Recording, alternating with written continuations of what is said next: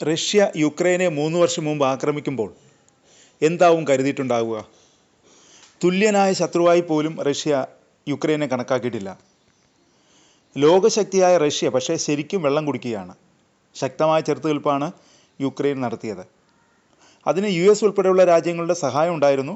എന്നാൽ യുക്രൈൻ്റെ ഇച്ഛാശക്തിക്ക് മുന്നിൽ റഷ്യ അടിപതറുന്നത് പലവട്ടം നമ്മൾ കണ്ടു. ഇറാൻ ഇസ്രായേൽ സംഘർഷത്തിൻ്റെ അവസ്ഥയും ഇതുതന്നെ. ഇറാനെ ശരിക്കും US-ഉം ഇസ്രായേലും ഭയപ്പെടുന്നുണ്ട്. ഇറാൻ ആണവശക്തിയായി ഉയർന്നു വന്നാൽ വലിയ തലവേദനയായി മാറുമെന്ന് ഇരു രാജ്യങ്ങൾക്കും നന്നായിട്ടറിയാം. കാരണം ഉപരോധം ഉൾപ്പെടെ ഏർപ്പെടുത്തി ഇറാനെ വല്ലാതെ ഞെരുക്കിയിട്ടുണ്ട് ഈ രാജ്യങ്ങൾ. ഇറാൻ അതിൻ്റെ എല്ലാം പക തീർക്കുമെന്ന ഭയം ഈ രാജ്യങ്ങൾക്കുണ്ടാവും.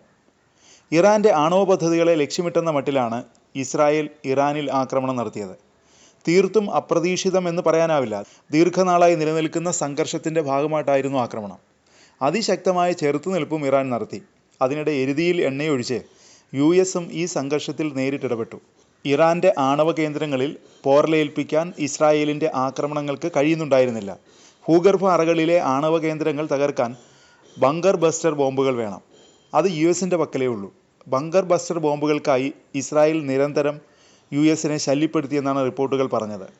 ഒടുവിൽ ഇറാനിലെ ആണവ കേന്ദ്രങ്ങൾ ലക്ഷ്യമിട്ട് US ബങ്കർ ബസ്റ്റർ ബോംബുകൾ പ്രയോഗിച്ചു. എന്നാൽ ഇപ്പോൾ നാണം കെട്ട് നിൽക്കുകയാണ് US-ഉം ഇസ്രായേലും എന്ന് വേണമെങ്കിൽ പറയാം. കാരണം ഏറെ പുകഴ്ത്തിപ്പാടുന്ന ബങ്കർ ബസ്റ്റർ ബോംബുകൾക്കും ഇറാൻ്റെ ആണവ പദ്ധതികളെ പൂർണ്ണമായി തകർക്കാൻ സാധിച്ചിട്ടില്ല. US ആക്രമണം നടത്തിയതിന് പിന്നാലെ ഖത്തറിലെ US-ൻ്റെ സൈനിക താവളത്തിന് നേരെ ഇറാൻ ആക്രമണം നടത്തി. ഇതോടെ US അപകടം മണത്തു. ട്രംപ് തിരക്കിട്ട് വെടിനിർത്തലിലേക്ക് സംഘർഷത്തെ നയിക്കുകയും ചെയ്തു. ഇസ്രായേൽ ഇറാൻ സംഘർഷം നടക്കുമ്പോൾ ഇസ്രായേലിൽ മാധ്യമങ്ങൾക്ക് വലിയ നിയന്ത്രണം ഏർപ്പെടുത്തിയിരുന്നു. IDF വിദേശ മാധ്യമ പ്രതിനിധികളെ തടസ്സപ്പെടുത്തിയെന്നും വാർത്തകൾ വന്നിരുന്നു.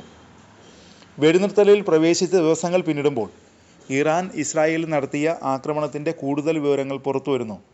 ഇസ്രായേലിൻ്റെ സൈനിക കേന്ദ്രങ്ങൾ ലക്ഷ്യമിട്ട് കനത്ത ആക്രമണമാണ് ഇറാൻ നടത്തിയതെന്നാണ് ഇപ്പോൾ പുറത്തുവരുന്ന റിപ്പോർട്ട്.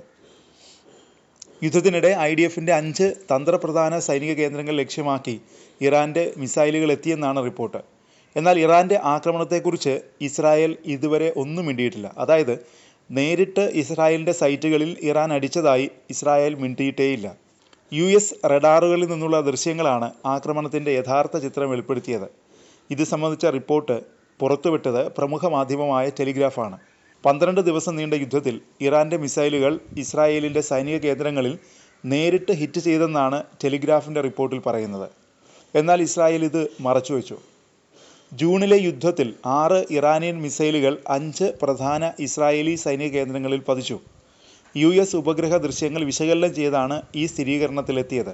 ഒറിഗൺ സ്റ്റേറ്റ് ഗവേഷകരിൽ നിന്നുള്ള റഡാർ ദൃശ്യങ്ങൾ വ്യോമതാവളങ്ങളിൽ ഇറാൻ്റെ ആക്രമണം ഏൽപ്പിച്ച ആഘാതം തുറന്നുകാട്ടുന്നുണ്ട്.